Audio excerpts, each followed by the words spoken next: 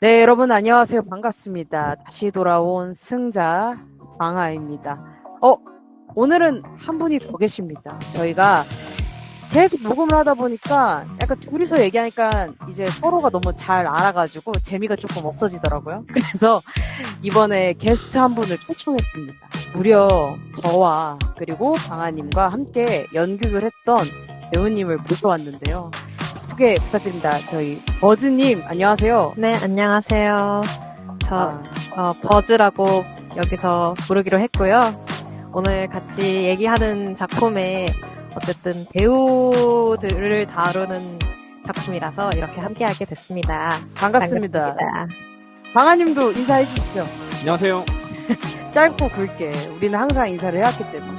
우리 버즈님께서 슬쩍 말씀을 해주셨지만 오늘 저희 또 돌아왔습니다. 북치기 족치기라는 콘텐츠로 돌아왔는데 저희가 북치기 족치기에서 계속 하고 있죠. 젊은 작가상 2025년도 작품들을 계속 하고 있는데 그 중에서 바우어의 정원, 우리 강보라 작가님 단편을 이번에 다뤄보려고 해요. 바우어의 정원은 배우의 이야기입니다. 주인공도 배우고, 주인공 친구도 배우고, 주인공이 만나는 사람도 배우고, 주인공의 남편도 배우고, 다 배우예요. 그래서 제가 이렇게 또 배우 한 분을 초청해왔습니다.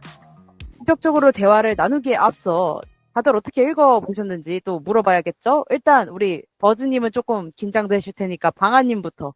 뭘 말하라고요? 아, 옳다고 계셨죠? 게스트 먼저 물어볼 줄 알고 아주 옳다고 계셨죠? 네, 이럴 줄 알았지. 어떻게 읽으셨나요? 우리 바우어의 정원. 전 일단 그 이북으로 읽었고, 지금까지 우리가 했던 작품들 중에서 저는 제일 좀 좋게 읽었던 것 같아요. 우리가 지금 뭐 했었죠? 그 반의 반의 반이랑 최애 아이, 그리고 리틀 AI, 프라이드. 그 네. 작품들도 물론 좋았지만, 이 작품이 조금 더 저한테는 개인적으로 잘 맞지 않았나? 우리 버즈님도 어떻게 읽어보셨나요? 저는 이거를 사실 같이 한다고 얘기하기 전에, 저는 이거를 소설보다 봄 2025년 판으로 읽었었는데, 승자에게 연락이 와서 이걸 하려고 한다 했을 때, 나 그거를 읽었다. 그리고 이번에 기회가 돼서 한 번 더 읽어보겠다 하고 이제 이렇게 두 번을 읽게 됐는데, 제가 사실 처음 읽었을 때는 조금 그 이해가 안 되는 장면들이라고 해야 될까요?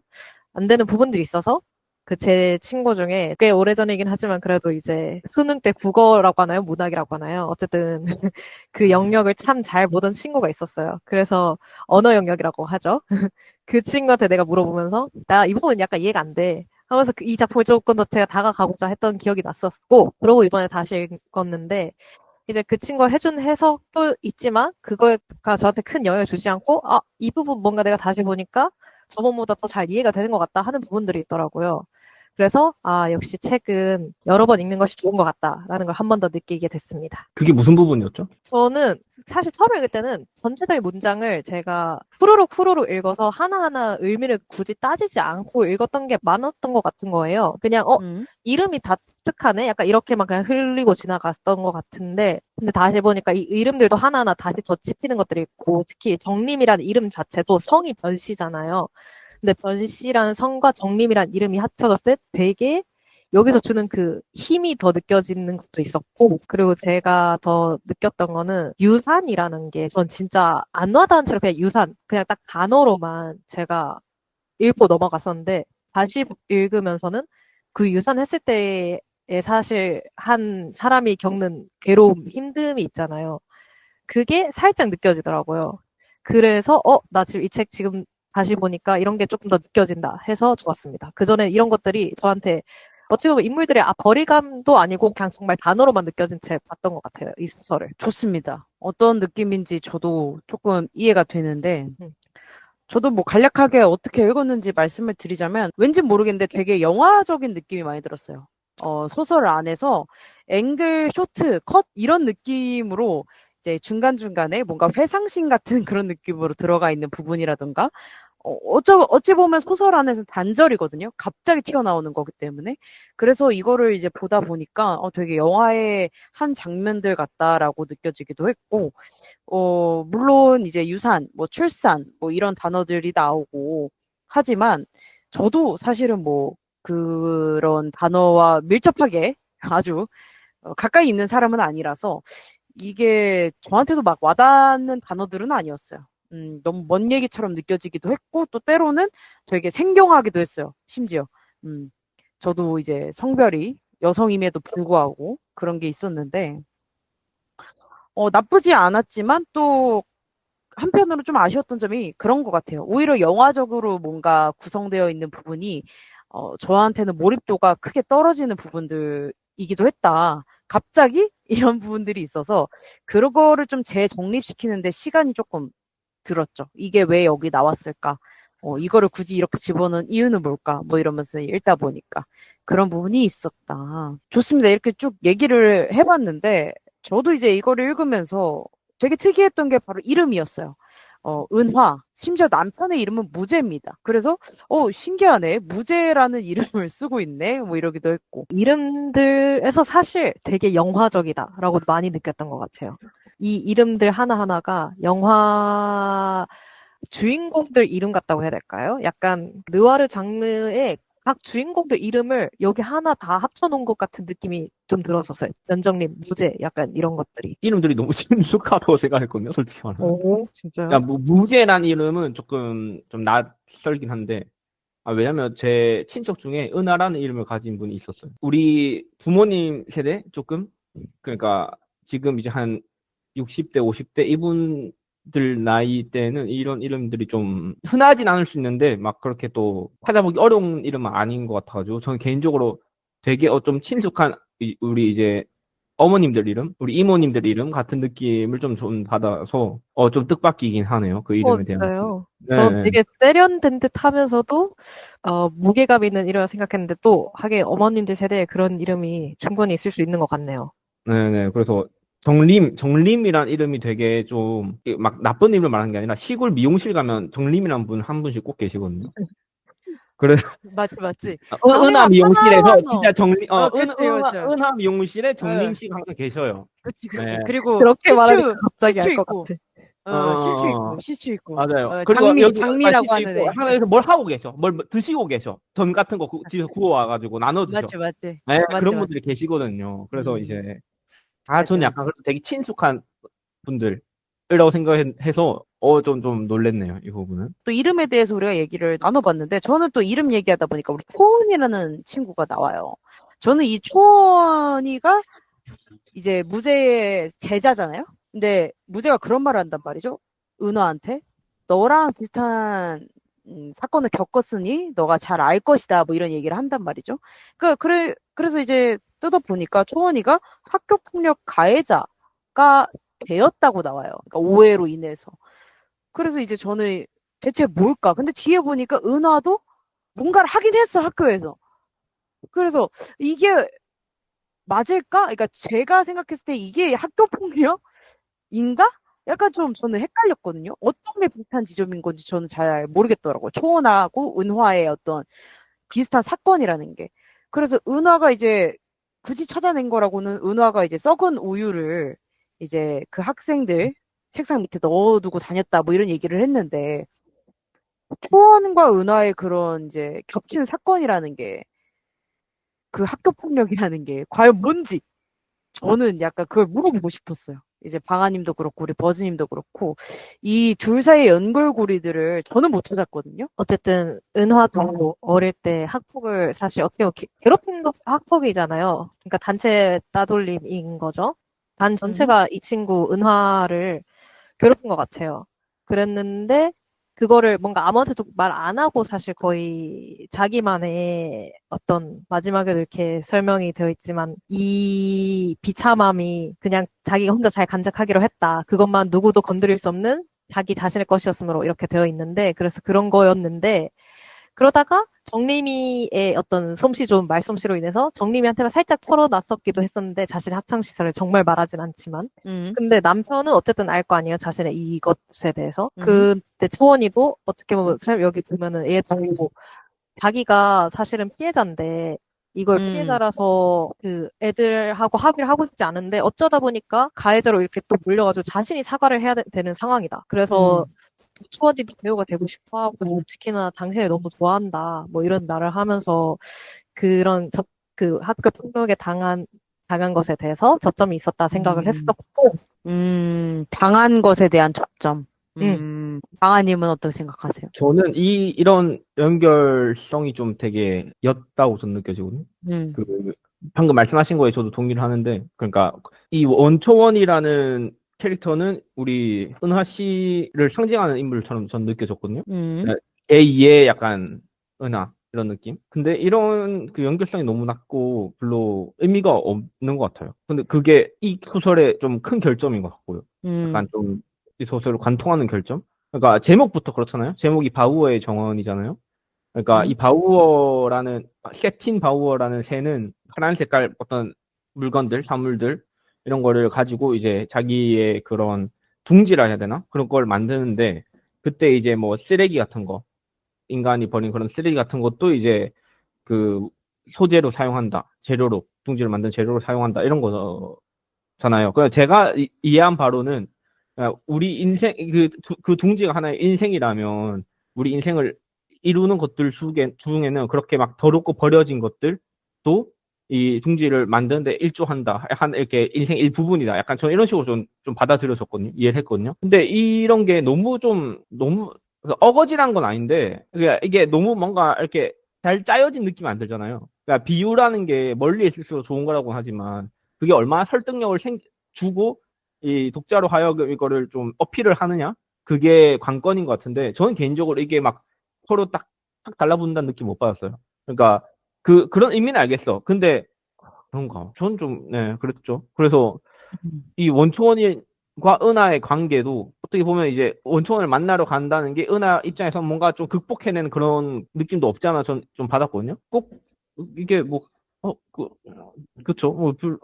좀 여기서 저도 이제 얘기를 하고 싶은 게 뭐냐면, 제가 네, 이걸 질문한 제일 큰 이유가, 이 네. 초원이만이 문제가 아니에요, 사실. 모든 캐릭터들이 찍먹 당했다고 저는 생각하거든요. 음, 은화의 어떤, 이제, 한 단계로 나아가는 발걸음에 이 무제든, 초원이든, 심지어 정림이든 다 찍먹을 당했어. 그러니까 되게 웃긴 거야. 하루 만에 이 친구는 다 찍먹으라고 한 걸음을 나아가게 된 거야. 단편이니까 짧으니까 뭐 항상 우리가 북치족치기 할 때 얘기하는 거지만 저는 그래서 아쉬웠던 것 같아요. 만약에 초원이나 뭐 무제나 이런 얘기가 안 나오고 오로지 정림과 뭐 이 은화가 이 연극 오디션장에서 만나서 얘를 태워다 주는 이야기로 끝났으면 오히려 밀도 있게 정리가 됐을 수도 있겠다라는 생각이 저는 들었었거든요. 근데 초원이가 등장을 하고 나는 초원이도 알고 싶은데 갑자기 또 얘는 연극 오디션을 보러 가네? 그랬더니 또 초원이가 사라졌는데 또 갑자기 초원이한테 가봐야겠다 이러고 은화가 또 가죠. 그래서 저는 그런 부분이 조금 아쉬웠고, 그래서 그 연결성이라는 게, 과연 그 학교 폭력이라는 것만이 연결성인 것인가, 아니면은 그 은화의 과거까지가 연결성인 것인가에 대한 질문을 우리 다 드린 거기도 하고요. 그래서 좀 그런 부분들이 저도 많이 헷갈리기도 했고, 아쉬운 부분도 있었던 것 같아요. 물론, 그걸 뛰어넘는 게 있다고 하면은, 역시 강보라 작가님의 약간 문체라고 하나요? 글이라고 하나요? 그 글솜씨가 조금 그런 거를 많이 커버해 주는 것 같은데, 저는 사실 바오의 정원이라는 의미도, 싶긴 했거든요. 왜냐면 중간에 막 연극 치료 같은 걸 하는데 약간 사람들의 감정의 쓰레기통 같은 그런 기분을 막 얘기하기도 하잖아요. 그래서 대체 뭘까? 대체 뭘까? 이러면서 끝끝내 끝났던 소설이긴 했거든요, 저는. 여기 보면 이런 문장이 있어요. 셰틴 바우어가 파랗고 쓸모없는 물건들로 공들여 정원을 장식하듯 사람들 앞에서 고통의 파편을 훈장처럼 늘어놓던 내담자들. 그들은 음, 오직 그 순간에만 생생하게 살아있는 것 같았다. 삶에서 상처를 빼면 아무것도 남지 않은 사람들처럼 이렇게 음, 말을 하잖아요. 그러니까 맞아요. 그러니까. 이게 그러니까 바우어가 왜 삶에서 상처를 빼면 아무것도 남지 않는 사람들에 대한 비유가 될 수 있는 거지라는 생각도 좀 들고. 그러니까 난 예, 예. 모르겠어. 아무튼 좀 이해가 조금 어려운 그런 것도 없진 않았죠. 음, 저는 오히려 그 부분을 읽고, 아, 음, 그래서 이게 바우의 정원이구나 하면서 음, 뭔가 이해가 됐었어요. 바우의 정원이 이 제목도 이해가 되고, 뭔가 이 연결성이라고 해야 될까요? 이런 것들이 전 그때 뭔가 구다리가 저한테는 딱, 맞아진다 했었어요. 이 설명을 들으면서. 어, 되게 그런 은유, 비유 같은 게 진짜 많은 소설이긴 하거든요. 이 소설 전반적으로. 그 바우어뿐만이 아니라 뭐 우유, 썩은 구덕, 뭐 구더기 이런 거 하나부터 열까지 다 캐치를 하다 보면 정말 끝도 없을 소설인 것 같긴 해요. 진짜로. 중간에 이제 우리 버즈님은 아시겠지만 이제 마이즈너식 뭐 테크닉이라고 또 하죠. 그러니까 상대방의 얘기를 들어주는 작업이라고는 알고 있는데 저도 자세하게는 몰라요. 그런 것들도 하는 이유가 뭐고 뭐 이런 거를 하나부터 열까지 다 캐치하려고 하면 이 소설은 정말 단편 소설임에도 진짜 계속 우려먹을 수 있다. 이 하나 가지고 북치기 족치기 한 10번은 할 수 있다라고 느껴지기도 하거든요. 그래서 너무 비유나 은유가 많다 보니까 또 그거를 하나부터 열까지 다 캐치하기도 어려운 것 같기도 하고 그런 느낌도 있었죠. 젊은 작가상에 있는지는 모르겠지만 여기 소설보다 보면은 이 강보라 작가님이 이 인터뷰가 있는데요. 여기서 작가님이 말하시기로는 이 소설이 원래는 초원이와 은하의 얘기였는데 쓰다가 음, 이거 좀 뭐 정확하게 기억이 안 나는데 여튼 그러다가 한 몇 년 뒤에 다시 봤을 때 갑자기 정림이란 친구가 뿅 하고 튀어나와가지고 이렇게 바꿔 쓰게 됐다 하시는 거예요.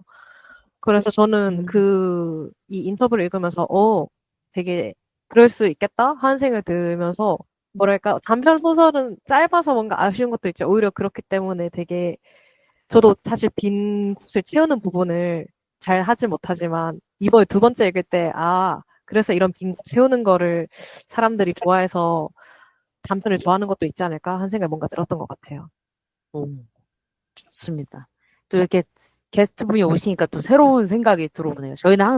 저는 항상 이 북치족치를 하다 보면 단편 소설이어서 아쉬운 부분이 있다라고 얘기하는 편이긴 하거든요. 근데 아, 저는 이렇게 생각해요. 단편 소설에서 아쉬운 부분이 있을 수 있고, 그러니까 이야기 측면에서 그런 걸 더 기대할 수는 있겠지만, 단편 소설은 그 자체로 하나의 작품이거든요.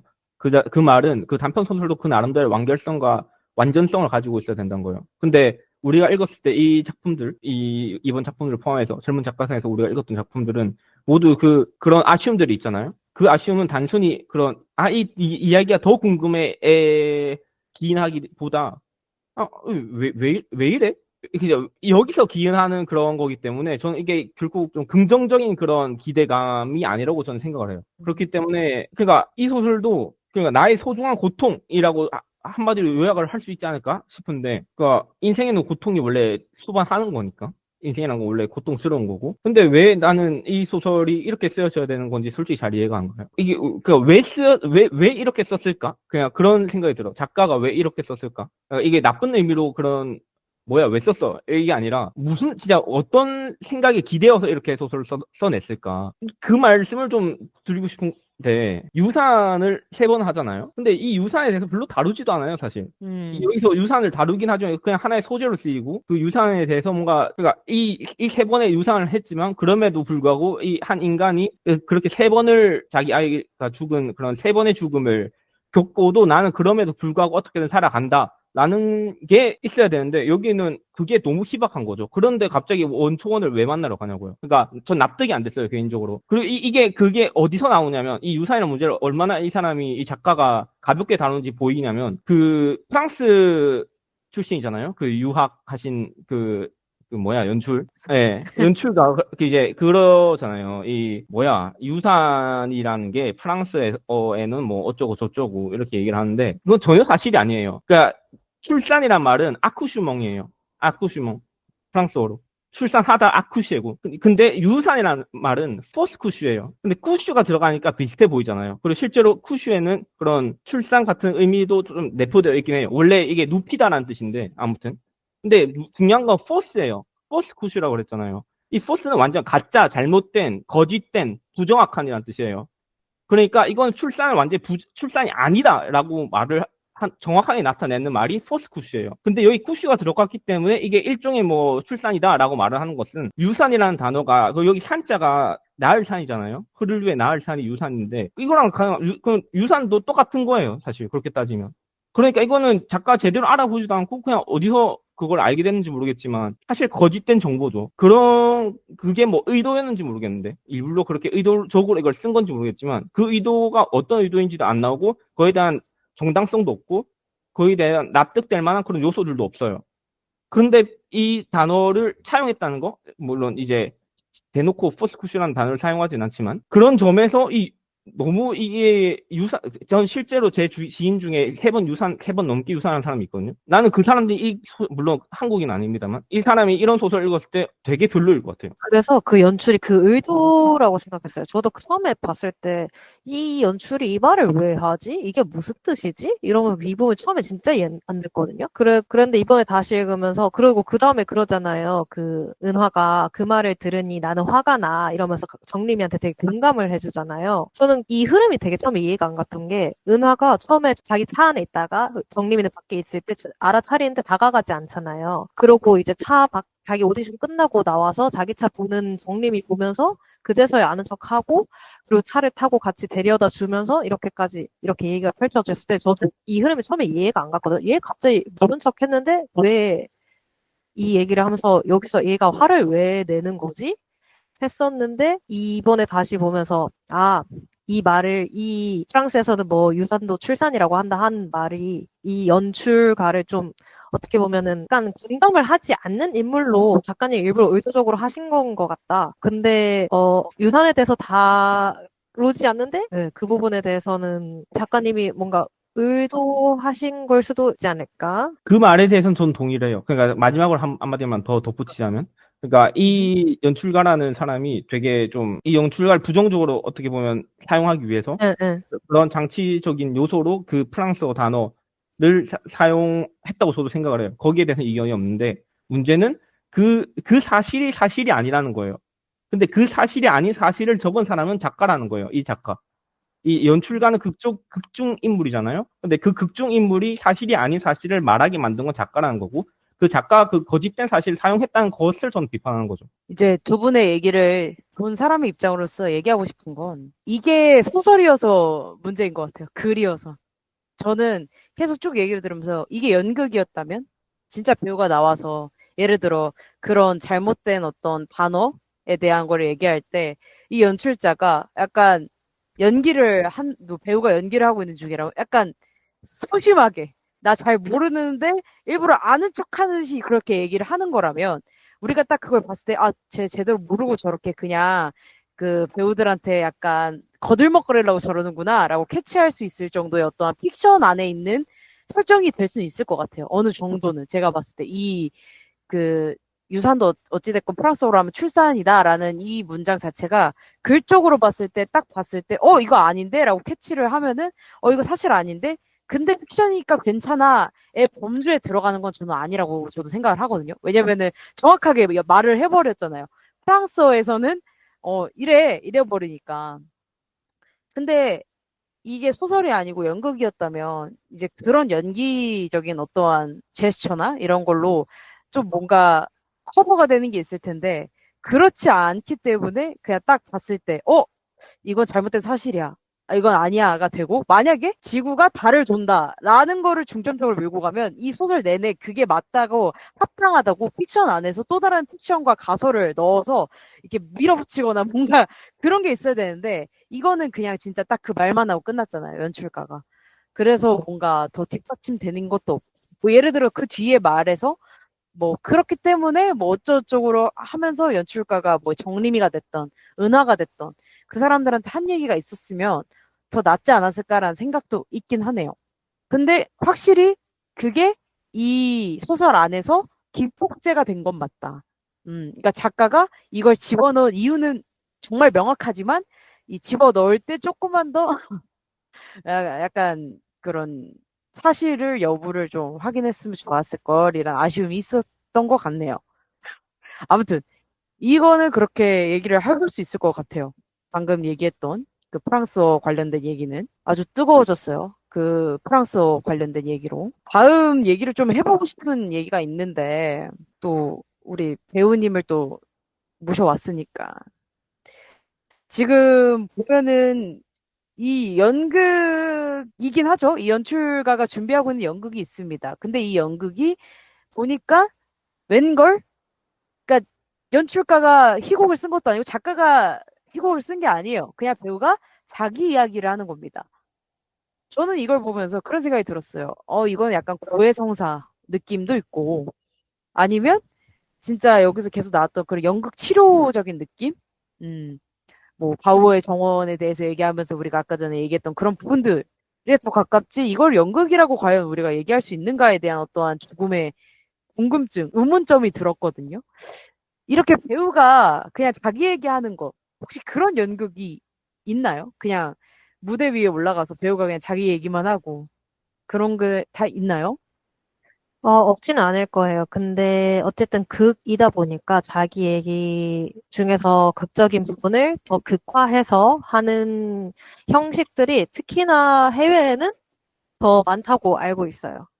음, 그래서 은하의 얘기도 뒤로 가면은 조금 수정을 하려고 하죠.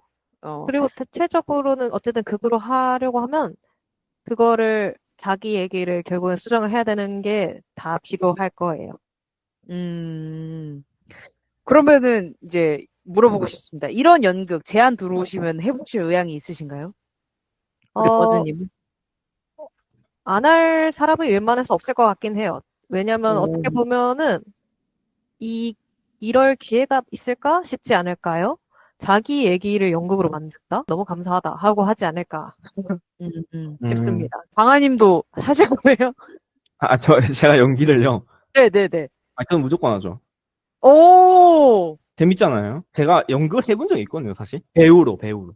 그게, 우리가 전혀 근데 몰랐어. 이제, 진짜 그런 극단에서 한 게 아니라, 이제 학예 같은 느낌이죠. 대학교 이제 끝나면, 학기 말에 이제 학생들끼리 이제 그런 연극을 하곤 했거든요. 근데 연기를 내가 너무 못하는 거야. 연기에 재능이 없어요. 그러니까, 안녕하세요. 이렇게 말을 하는 거예요, 내가. 근데 이제 연기를 해야 되잖아요. 심지어 좀 비중 있는 역할이었단 말이에요. 그 나름대로. 근데 연기를 못하니까 너무 죄송스럽더라고요. 이제 같이 하는 이제 학우들에게. 그러다 심지어 이제 무대에서 실수도 하고 대사를 완전히 까먹어가지고 뒤에 있는 대사를 앞에 뱉고 그러니까 나 패닉을 해가지고 완전히 정신을 못 차리고 있었는데 근데 만약에 내 이야기로 내가 한다면 그 느낌이 되게 다를 것 같아요. 그러니까 글을 쓰는 거랑 연기를 하는 건 되게 다른 것 같거든요. 내 이야기를 글로 쓰는 거랑 내 진짜 실존하는 이 사람들 앞에 내가 말을 하는 건 너무 느낌이 다르잖아요. 그래서 음, 뭔가 되게 재밌지 않을까 이게.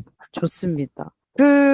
이게 작품이 이제 젊은 작가상 2025년도 책은 이 작품 뒤에 항상 작가 노트가 붙어요. 그래서 이 작가 노트의 내용이 진짜 저는 솔직하게 말해서 소설보다 더 감명이 깊었습니다. 사실은. 저도요. 작가 노트라는 게 결국엔 이 글을 왜 썼는가에 대한 질문에 대한 답으로 저는 느껴지기도 하는데 이 내용 자체가 너무 좋아요. 진짜 얼마 안 되잖아요. 따지면은 한 페이지 반인데 그 앞에서 한 두 페이지 정도 되겠죠. A4 용지로 딱 뽑아서 단면으로 본다면 일단 이 내용에 대해서 간략히 얘기를 드리자면 우리 버즈님은 또 혹시 못 읽어 보셨을 수도 있으니까 이 작가가 집에서 있는데 어느 날 이제 돌풍이 막 불어서 창문을 막 뒤흔들더래요. 근데 갑자기 쿵 소리가 나서 잠에서 깨서 가보니까 창문 한가운데 아기 머리통만한 크기의 흰 얼룩이 묻어 있었다고 합니다. 근데 이제 그 흰 얼룩이 이 작가 입장에서 봤을 때 새 깃털 무늬도 있고 해서 아 이거 새가 부딪혔나 보다 해서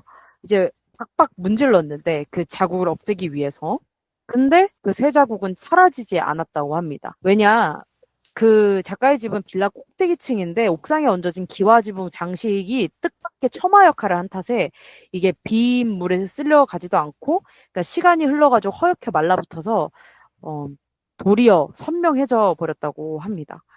저는 이 사건 자체가 되게 드라마틱하다고 느껴졌거든요. 물론 새가 유리창에 부딪히는 일은 우리 점과 선과 새도 우리가 함께 하지 않았습니까? 북치기 족치기로. 되게 비일비재한 일일 순 있지만 그게 우리 집 창문에 그렇게 부딪히게 되면은 되게 느낌이 다를 수는 있겠다라는 생각도 들면서 또 이 하나의 사건으로 말미암아 이런 글을 썼다니까 또 갑자기 소설이 되게 유니크해 보이기도 하고요. 그래서 이 작가는 결국에 충돌의 충격을 고스란히 아는 채 하강하는 새의 이미지가 그 가을 내내 환영처럼 맴돌았다고 합니다. 하지만 작가는 그렇게 생각했다고 해요. 그 새는 다친 몸으로라도 어떻게든 살아냈으면 좋겠다라고 생각을 했다고 합니다. 저는 이 어떻게든 살아냈으면 좋겠다라는 게 결국엔 이 소설 안에 있는 마음의 상처든 실질적인 어떤 몸의 컨디션의 저하든 이런 것들이 있었던 우리 주인공, 은화가 됐든, 정림이가 됐든, 초원이가 됐든, 이런 사람들이 어떻게든 살아나갔으면 좋겠다라는 어떤 응원으로도 보이기도 했고요.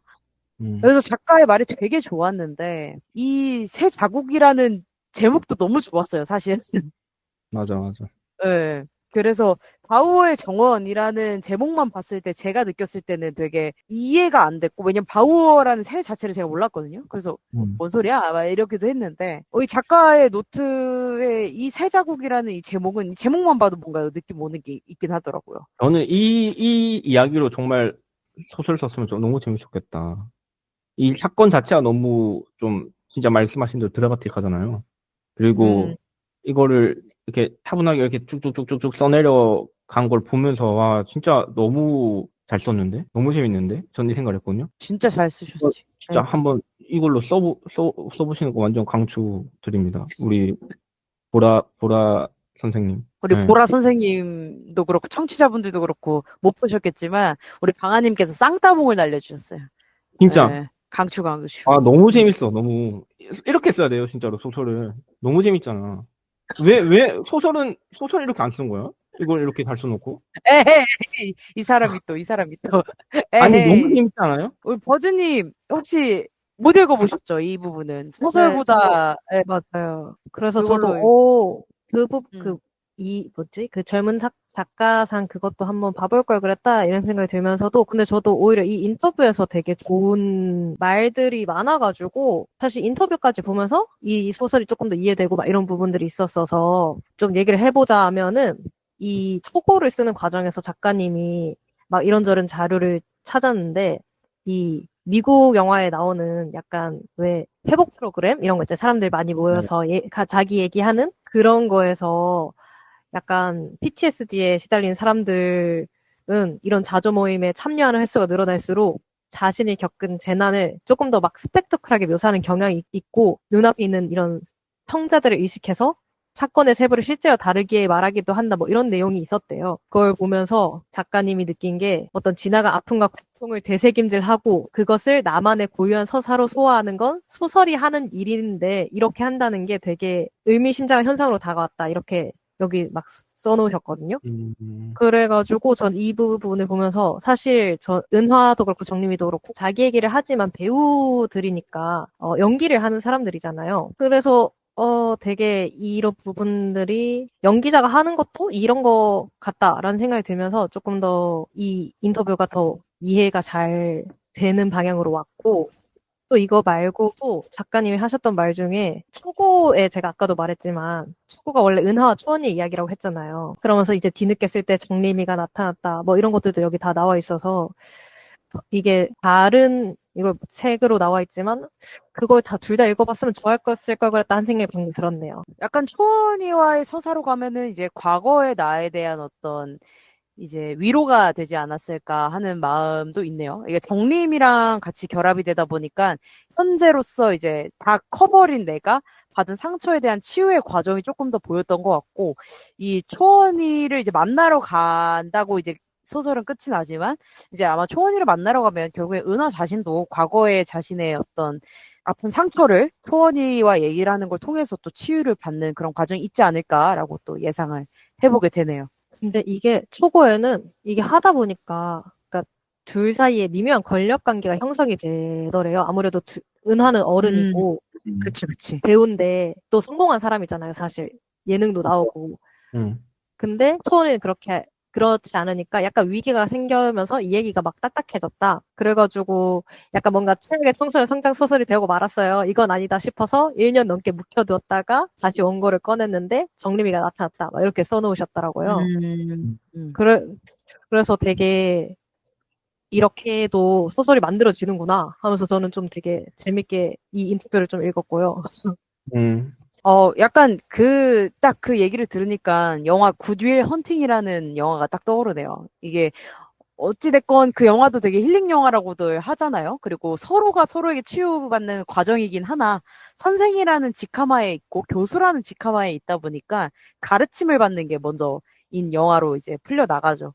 그런 게 또 작용을 했긴 했겠네요. 그리고 게다가 초원이는 또 은하의 열성 팬 아닙니까? 무제가 또 그렇게 얘기를 하니까. 또 그런 입장에서 은하를 바라보는 초원이라면, 약간 대화라기보다는 듣는 입장으로서 더 많이 초원이가 있었으면 그것 또한 뭔가 이 소설의 걸림돌이 되지 않았을까 하네요. 그래서 뭔가 저는 처음에 어쨌든 제가 이걸 두 번째 어떻게 보면은 거의 한 2.5번 정도 읽은 것 같은데 다시 오늘 저희 셋이 얘기하기 전에 한 번 더 또 수르륵 한번 읽었었거든요. 그래서 어쨌든 두 번 읽는 건데 처음에는 이 어떤 관계들이라고 할까요? 저도 이게 연결이 안 됐어요. 정림이와 은하와 유산, 연출가 그리고 무제, 초원이 이것들이 저한테도 처음에 다 따로 놀다가 이제 2.5번 읽을 때서야 아 정림이란 친구를 다시 만나면서 서로 심지어 다시 만났는데 둘 다 똑같은 고통을 가지고 있네? 거기에서 그것만으로도 뭔가 서로에게 위로가 되었던 것 같고 특히나 이 차 안에서 막 눈사람 된 것 같아. 뭐 한자 잃어버린 장갑이 된 것 같아. 이런 부분이 있었잖아요. 네. 저는 사실 이렇게 말하면 어떻게 생각할지 모르겠지만 비유적 표현을 참 이해를 못하는 S가 성향이 강한 사람이거든요. 그래서 처음 읽을 때도 이 부분이 참 뭘까 했었는데 이제 이제 더 애써 이해해보려고 하면서 이렇게 하면서 서로의 어떤 걸 공감했던 것 같다. 그러다 보니까 처음에는 초원이란 친구를 이 은화가 외부인으로 뒀다가 자신의 어렸을 적과 함께 그 고통을 어떻게 뭐 공유하게 되는 것 같다. 이 초원이란 친구와 이렇게 연결이 되는 거구나를 이번 두 번째 읽을 때 좀 느꼈던 것 같습니다. 그렇군요. 저가 말씀드리려고 했던 거는 이분이 전 좋더라고요. 문득 제 몸이 문제라는 생각이 들었어요. 어렸을 때 마신 상한 우유가 그 조그만 벌레들이 제 몸 어딘가를 돌이킬 수 없게 망가뜨려 버린 건 아닐까 하고요. 황당한 생각이 난 거 저도 알아요. 뭐 이 부분. 그 이제 우유를 마시잖아요. 그 상한 우유를. 근데 이 장면이 조금 이렇게 그냥 과거 이야기긴 하지만 이 장면이 현재의 은하와 과거의 은하를 이렇게 상반되게 배치시켜서 계속 이렇게 보여줬다면 너무 좀 재밌지 않았을까? 그때 그런 불타는 복수심이나 그 당했던 고통 같은 게 있을 거 아니에요? 그 학창 시절에. 근데 이게 사실 어떻게 보면 별게 아닌 걸 수도 있는데, 근데 그게 내 몸 어딘가에서 막 이렇게 계속 여전히 작용한다는 거니까, 어떻게 보면. 그런 점이 그 과거와 현재를 이어주는 약간 매개체 같은 뭔가 뭐 결코 긍정적으로만 보이진 않지만 그 구덕이라는 그런 것들은 근데 이렇게 좀 써봤어도 재밌지 않았을까? 라는 생각도 불현듯 지나갔어요. 두 분 말씀하시는 걸 들으면서. 그리고, 저는, 근데 이거 완전 다른 얘기긴 한데, 좀 가벼운 얘기긴 한데, 처음 이제 만났을 때 주차장에서, 은하는 차 안에 있고, 모닝 안에 있고, 이제 정림이가 담배를 피우나? 그러고 있잖아요. 그러다 정린이가 먼저 들어가고 이제 이 사람이 시동을 끄고 들어간단 말이에요. 근데 왜 시동을 계속 켜놓고 기다리지? 라는 생각이 들었어요. 공회전은 나쁜 건데 이거 환경도 오염시키고 춥잖아요. 추우니까 저 참으면 안 되나? 춥잖아요. 담배 피우고 바로 들어갈 텐데. 아유, 춥잖아. 언제 들어갈 줄 알고. 그러니까 딱 난 대기 타고. 나 이거 보면서 좀 엔진 좀 끄지 이 생각이 들더라고. 맞아. 너무 그런 그것도 그렇고 첫 장면에서 이제 우리 은하님께서 그 와이퍼랑 깜빡이를 헷갈려 하시잖아요. 나 이거 뭐 너무 아찔했잖아요. 이거 사고 날까 봐 진짜로. 근데 진짜 저도 보고 깜짝 놀라긴 네. 했어요. 저는 처음에는 그래서 이분들을 다 의식하지 못하고 그냥 글 활자로만 읽고 넘어가서 약간 파악을 못했다고 해야 될까요? 그랬는데 이번에 네. 다시 읽으면서 이것이 은화의 지금 상황, 성격들을 그쵸, 말을 그쵸. 해주구나 싶어가지고 얘가 운전에 익숙하지 않은 친구고 또 얘 성격이 은하라는 사람의 성격이 이번에 좀 많이 느껴졌던 게 그 연출이 막 그러잖아요. 왜 여자들이라면은 차마 뭐 무슨 상처 하나쯤은 가지고 살잖아요. 뭐 이런 그러잖아요. 말. 예. 거기에 근데 은하가 어쩔 수 없이 수긍한다 이런 식으로 묘사를 해놓으셨는데 이 부분이 약간 얼떨결에 대답을 하죠. 맞아요. 예. 그런 걸 보면서 이게 은하의 성격인 것 같다 하는 생각이 이번에 많이 들어가지고 뭐랄까 은하란 친구와 제가 두 번째 읽으면서 조금 친해진 것도 같다 하는 생각이 들었습니다. 왜 어떤 점에서 친해지신 그런 그러니까 그 기분이? 전에는 그러니까 이런 묘사해주신 작가님 묘사한 것들이 저는 그렇게 크게 저한테 어떤 제가 뭐 그냥 활자로서 그냥 읽고 오케이 이렇게 뭔가 넘어간 느낌으로 많이 처음에 읽었다면 이번엔 이런 성격이 이런 인물이구나를 약간 조금 구체화가 됐다고 해야 될까요? 네. 약간 좀 맹한 면이 없지 않아 있긴 하죠. 은하요? 음. 아, 맹하다라고 하기보다 뭔가 어떻게 보면 남을 잘 받아들여준다고 저는 느꼈던 것 같아요. 그렇구나. 지금 이제 또 버즈님 얘기 들으니까 또 갑자기 또 생각이 난 게, 그 작중, 여기 제대로 된 명칭이 나오네요. 작중 드라마 치료 대화법이라고 하네요. 그 드라마 치료 대화법에서 우리 은하와 정림이가 사실은 보조자 역할을 했다라고 얘기가 나오죠. 그러니까 여지껏 은하가 어찌 보면 이렇게 정림과의 대화를 통해서 자신의 자아를 찾아 나갔던 느낌이지 않을까라는 생각도 드네요. 여지껏은 자신의 보조자를 이용해서 살아오다가 이제 마침내 약간 자아를 찾아낸 듯한 느낌이 드네요. 왜냐면 이제 정림이한테 그런 말을 하거든요. 네가 내 샌드백이었잖아. 뭐 이런 얘기를 좀 우스갯소리 같이 한뜻 말이죠. 그러니까 그동안에는 어찌 보면 의탁해왔던 게 많은 것 같아요. 보니까 뭐 지하철 타고 다녀. 그러니까 지하철도 어찌됐건 누가 대신 운전해 주는 거잖아요. 나 대신. 예. 그래서 계속 어떠한 상황에 혹은 어떠한 사람에 자신을 의탁해왔던 거라면 이제는 내가 조금 스스로가 생각을 해보자라는 식으로 바뀐 게 아닐까. 이제 보조자가 아니지 않을까라는 생각이 드네요. 우리 버즈님 얘기를 또 들어보니까요. 그래서 저도 이거 뭔가 어떻게 우스갯소리인데 사실 이거 무한도전 그랬구나 아시죠 다들? 그 생각했어요. 저는 이거 100% 맞아. 그런데 하는 생각했거든요. 그래서 사실 완전 네, 그게 제일 많이 떠올랐습니다. 네, 진짜 완전 저도 똑같이 생각했어요. 그랬구나 떠올랐어요. 그랬구나. 우리 정준하 씨가 그랬구나. 맞아요. 맞습니다. 맞습니다. 아니, 그리고 이거 약간 사실 확인 하나 하고 가시죠. 지인 연극은 이제 돈 내고 보는 거, 그거 에티켓이라고 하잖아요. 저는 지인 연극을 한 번도 돈 주고 본 적이 없거든요. 제가 너무 무례했던 걸까요? 아니야. 근데 이거 무례하다라기보다는 은화가 어떻게 보면 은하는 충분히 사실 돈 많은 친구고 그리고 그냥 더 마음을 썼다라고 저는 생각해요. 맞죠, 맞죠. 그냥 저는 이거는 마음을 많이 썼다라고 생각을 했어요. 아니, 괜찮대요. 예, 괜찮대요. 예. 네. 배우님께서 직접 말씀해 주셨어요. 괜찮대요. 돈 너무, 이 내끼세요. 발언이 너무 도발적인데? 물론 돈 내고 봐주면 너무 고마운데, 네. 근데 사실 그런 것보다는 그냥 보러 와준 것 자체가 고맙거든요. 뭘 그쵸, 하든 간에.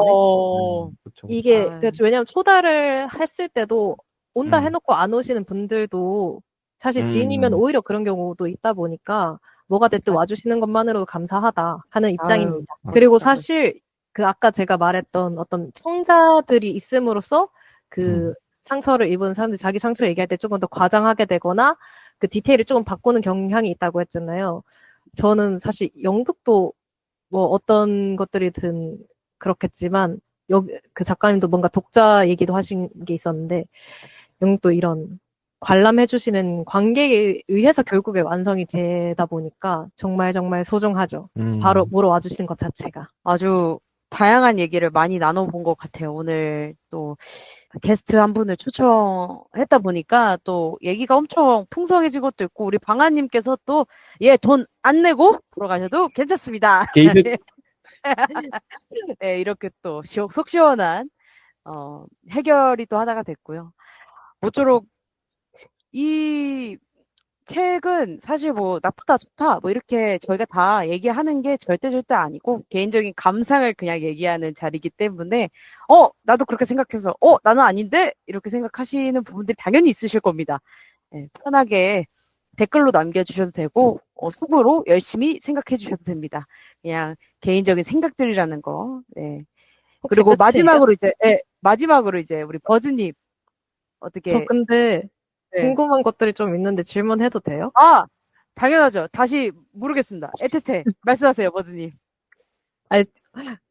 뭐지?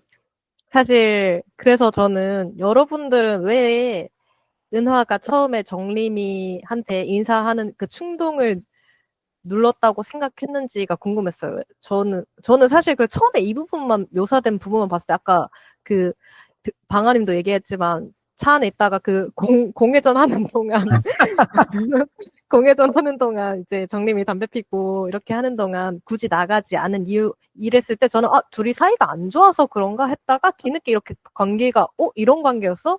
해가지고 약간 그때 했었던 처음 읽었을 때 의아했던 부분이었거든요. 이 부분이 왜 인사를 그때 안 했지? 두 분은 어떻게 읽었는지 궁금합니다. 저는 제가 먼저 말씀을 드리자면 까비. 먼저 하세요 그러면. 하세요. 이게 그렇게 중요한 건지 몰랐네. 아무튼 근데 그- 저는 여기가 자꾸 걸리더라고요. 그 정림이는 아무튼 뭐 그렇게 막 이 은하만큼 성공한 배우가 아니잖아요. 어떻게 보면. 근데 은하 씨는 막 예능도 나고 그렇죠. 뭐 라디오스타 이런 데 나왔겠지 아마. 막 런닝맨에서도. 인터뷰하고 뭐 런닝맨에서 이름표 뜯기 했을 수도 있고 뭐 잘 모르겠지만 사실 그 연극 배우인 것 같은데 연극 배우가 그 정도라면 정말 연극 중에서 큰 성공을 사실 맛본 거잖아요. 그렇죠. 그렇다 보니까 이 어떤 그런 데서 오는 괴리, 어색함 같은 것도 있었던 것 같아요. 이 뒤에 보면은 약간 그런 거에 대한 언급이 있었던 것 같은데. 맞아요. 약간 근데 진짜 정림이가 그런 말을 질투하지 않았고 너무너무 잘 됐다 생각했다. 네네네. 약간 그런 거에 연장성 아니었을까? 라는 생각도 드네요. 저는 계속 이제 은화가 마스크를 집착적으로 쓰려고 하는 부분들이 보여졌어요. 맞아요. 자꾸만 자기를 숨기려고 하고 이게 다분히 너무 자기를 많이 알아봐서는 아니라고 생각이 들었거든요.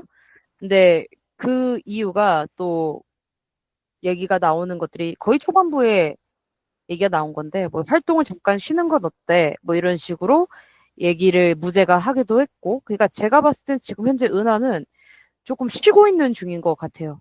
그렇게 크나큰 성공을 거두었지만 이제 그 일이라고 나오지만 아무래도 이제 유산인 것 같고요. 조금은 자기 스스로 생각했을 때 지금 자신의 모습을 보여주고 싶지 않았던 게 크지 않았을까. 왜냐면 정림이와 함께했던 그 시절의 자신은 되게 정림이가 샌드백이었다고 하잖아요. 네, 되게 당당했을 거고 정림이가 아마 마지막으로 은하를 봤던 게 TV 속이거나 되게 성공한 모습일 텐데 지금 현재 은하는 심적으로든 이제 육체적으로든 많이 지쳐있는 상황에서 정림이를 마주하는 게 스스로가 좀 힘들었을 것 같다라고 저는 생각을 했어요. 그리고 나서 이제 정림 만나고 조금 풀어진 거가 있는 것 같았고. 그리고 조금 더 덧붙이자면 그 말씀하신 거에 이어서 사실 옛날에 친했는데 또 오랜만에 만나면 이런 게 있어요. 요즘 어떻게 지냈어? 그리고 또 맞아. 미주알 다 얘기를 해야 돼. 언니, 이런 얘기를 하면 내가 지금까지 겪었던 그 세 번의 유산에 대한 얘기도 꺼내야 될 수도 있고. 맞아. 요즘 왜 작품 요즘 안 하는 거야? 막 이렇게 물어보면 대뜸 사실 유산했었어. 이렇게 말할 수는 없잖아요. 근데 그걸 또, 얘는 이미 그런 것 때문에 충격이 있을 텐데, 이제 그런 걸 뭐 거짓말 할 기력, 그런 게 다 떨어지니까, 그냥 됐어. 가라. 난 공회전 한다. 가라. 이렇게 된 게 아니었을까. 그런데 나중에 알고 보니까 정림이도 유산을 했고, 그렇다 보니까 좀 더 속편한 얘기를 좀 둘이서 나누게 될 수 있었던 그런 배경이었던 것 같아요. 완전 이해가 됐어요. 왜냐면 그 전에 사실 저도 여기에 생각해보면은 제가 제일 첫 번째 페이지에 뭐 TV에서 아는 얼굴이 나오기만 해도 마음이 복잡해지던 날들이었다. 어쩌고 저쩌고 TV는 물론이거니와 뭐 뉴스 SNS라도 의식적으로 거리를 두었다. 이렇게 묘사를 해놓은 부분이 있었는데 이 부분이 제가 뭐랄까 약간 표시를 해놨음에도 그렇게 또 연결이 되네요.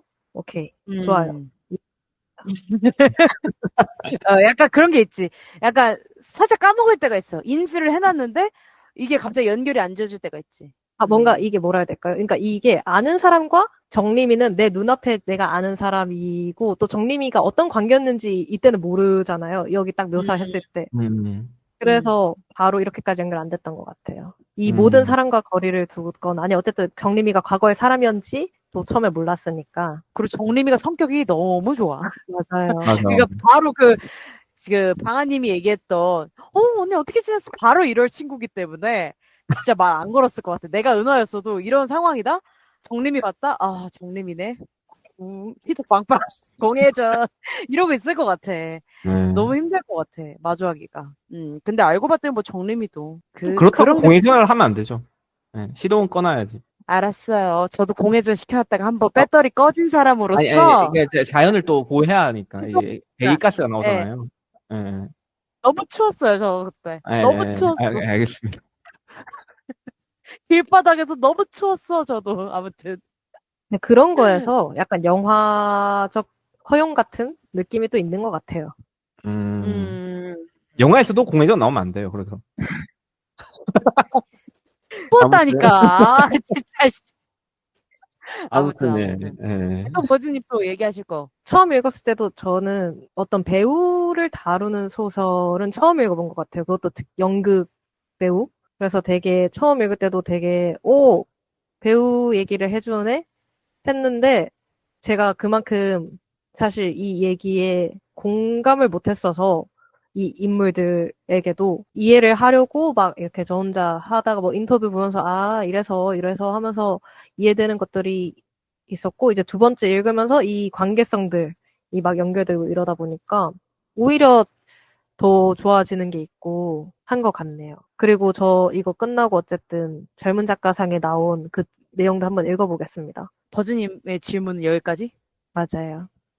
좋습니다. 저희, 그러면 다시금 또 엔딩 마무리 멘트 또 해야 되니까. 또 저희가 이렇게 또 긴 얘기를 또 막바지에 또 버즈님께서 좋은 질문을 해주셔가지고 덧붙여서 얘기를 해봤는데 오늘 어떻게 버즈님 즐거우셨나요?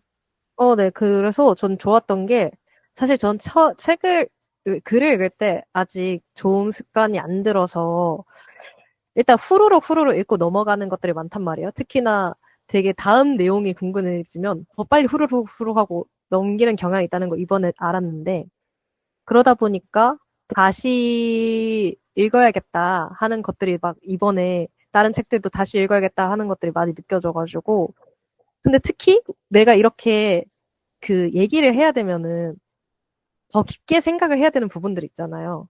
저는 그래서 민트색 모닝이라는 것도 되게 어떤 의미지? 하고 대충 넘겼었는데, 이제서야, 아, 이게 어떻게 보면 검소한 은화의 성격을 보여주는 것 같다. 이렇게 막 생각하게 되는 것들도 있고 해가지고, 이, 오늘 이 얘기를 하기 위해서 바우의 정원을 조금 더 깊게 읽어본 좋은 경험이었습니다. 아유, 정말 다행입니다. 개인적으로 이제 저도 그렇고 아마 방아님도 그랬을 것 같은데 게스트를 처음 초청해서 이제 녹음을 하다 보니까 마치 처음 녹음하는 것처럼 약간 긴장이 되기도 했어요. 또 이렇게 새로운 분하고 얘기 나눠보다 보니까. 정말 저희도 맞죠? 방아님도 즐거우셨죠? 아니, 저한테 뭘 한번 물어봐 주세요, 그럼. 어땠는지. 오케이. 일단 저는 즐거웠거든요. 방아님은 어떠셨나요?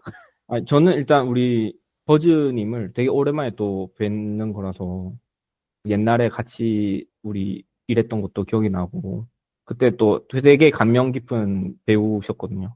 그래서 다음에 기회가 되면 또 같이 일을 할 수 있는 또 그런 기회가 있지 않을까 한번 바라보면서 자주 좀 매주 와야겠다 이런 생각도 또 지나가고 너무 좋았죠. 재밌었죠. 네. 진짜로, 예, 자주 함께 또 이렇게 기회가 될 때 또 만나 뵙고 얘기 나눠보면 좋을 것 같아요. 저도 생각지 못했던 부분들을 버즈님께서 캐치해 주실 때도 많아가지고 이런 거 또 얘기 나눠보면 좋으니까요.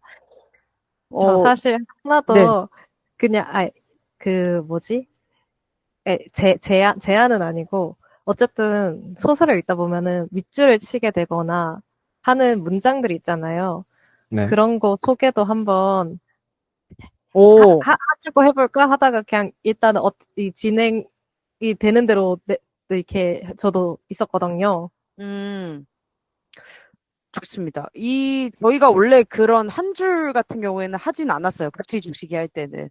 왜냐면은 그냥 얘기를 하다가 그냥 스르륵 몇 문장들은 다 얘기를 하기 때문에 뭐 꼽지는 않았지만 그럼 이제 마무리하는 느낌으로 각자 뭐 꼽아놓으신 한 줄 정도 있으시다면 얘기 나눠보면 좋을 것 같긴 하네요. 일단 저부터 먼저 해도 될까요, 그러면? 그럼요. 이게 문장이라고 하기에는 조금 약간 힘들 수도 있지만 이게 어찌 보면 전체적인 소설의 약간 구성과도 비슷한 느낌의 문장이 있었어요. 입구가 벌어진 오래된 우유팩, 부실에 술렁이는 공모의 기운, 손끝을 타고 기어오르는 짧고 통통한 구더기들. 이라는 문장이 있었거든요. 그러니까 문장들이 모인 하나의 문장처럼 느껴졌는데 저는 이게 이 큰 소설의 형식과도 비슷한 것 같아요. 예, 조각조각 난 문장들이 결국에 한 문장을 이루는 듯한 느낌이니까 조각조각 난 사건들이 결국에 은화의 어떤 성장이나 새로운 발걸음에 한 몫을 하는 결국 은하의 이야기로 끝이 나는 커다란 구성과도 비슷한 것 같다라고 느껴진 문장이었습니다. 그러면 우리 얘기해주신 버즈님 한번 얘기해주시겠어요? 저는 이제 마지막 페이지인데요. 은화는 세상의 아름다움을 하나하나 감각했고, 그러는 동안 천천히 비참해졌다. 어린 은화는 배우로서 그 비참함을 잘 간직하기로 마음먹었다. 그것만큼은 누구도 건드릴 수 없는 그녀 자신의 것이었으므로 작고 파란 불씨 하나가 그녀의 정원 안에서 고요히 타올랐다. 이 부분인데요. 어쨌든 이게 바우어의 정원이라는 그 초반에 얘기해줬던 바우어세에 대한 것과 이 모든 거를 통틀어서 이렇게 딱 함축되는 것 같기도 하고, 이 세상의 아름다움을 하나하나 감각하면서, 근데 이 어린 은화는 비참해지잖아요. 근데 어쨌든 그 비참함은 자기만의 것이라고 하는 이게 좋아서 표시를 해놨어요.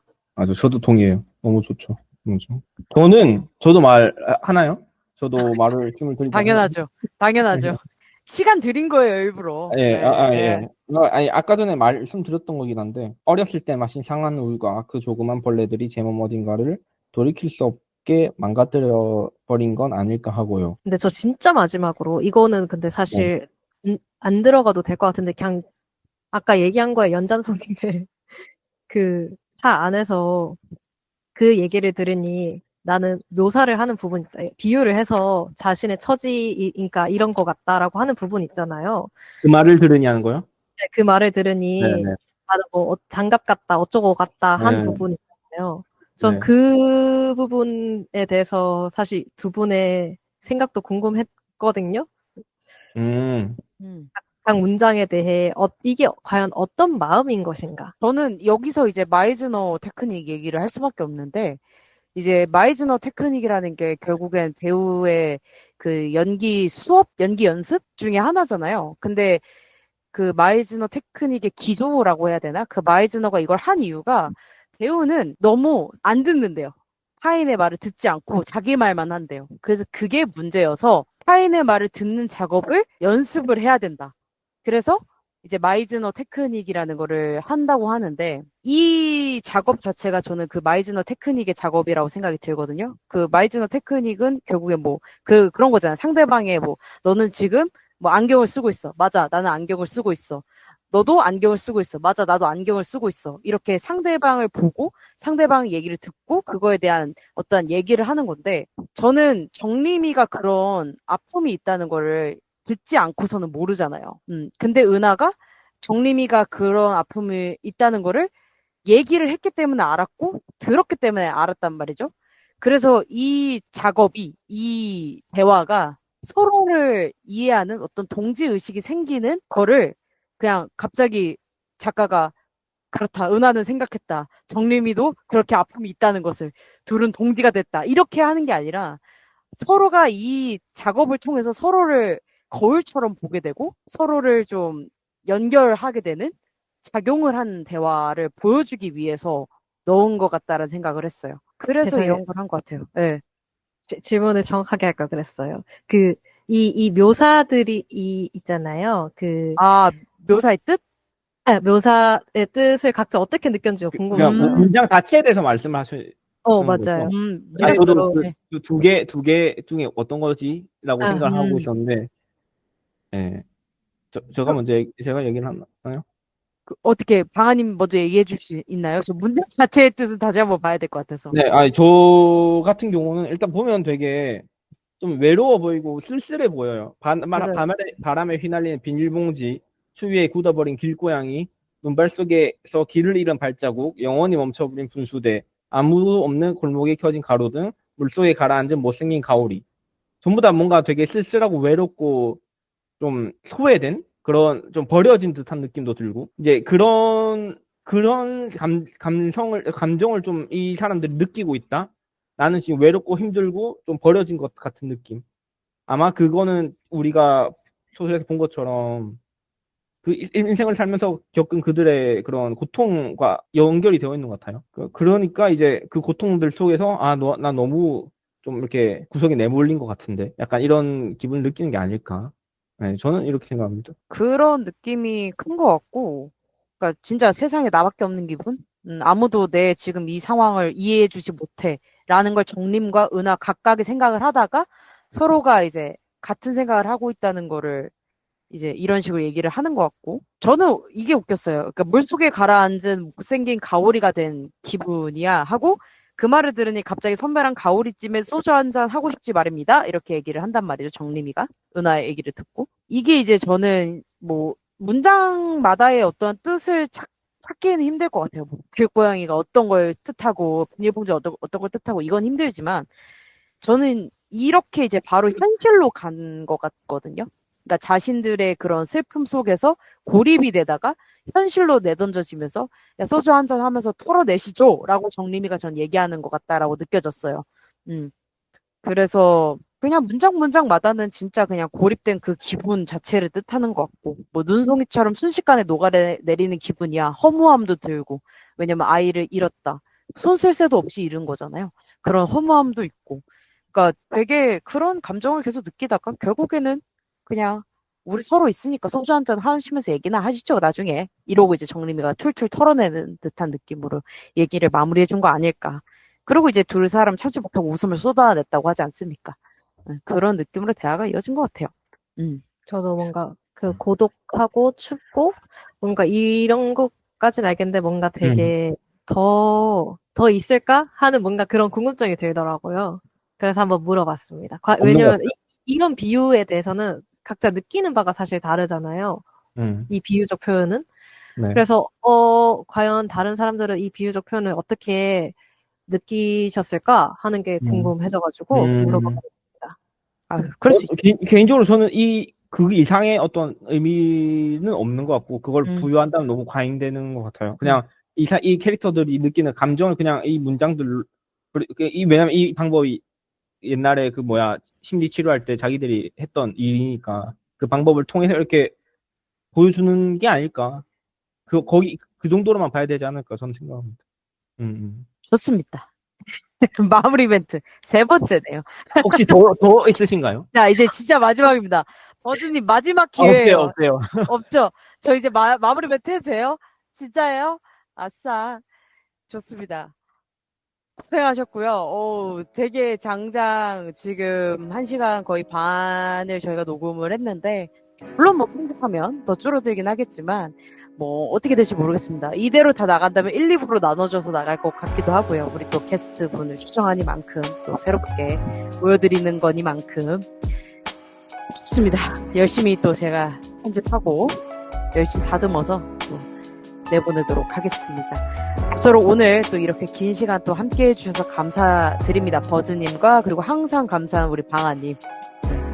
다음에 또 기회가 된다면 버즈님 만나뵐 수 있길 바라고 방아님은 조만간 또 만나 뵙는 걸로 하면서 들어주셔서 감사합니다. 다음 주에도 또 재밌는 컨텐츠로 돌아오도록 하겠습니다. 안녕. 안녕하세요. 감사합니다.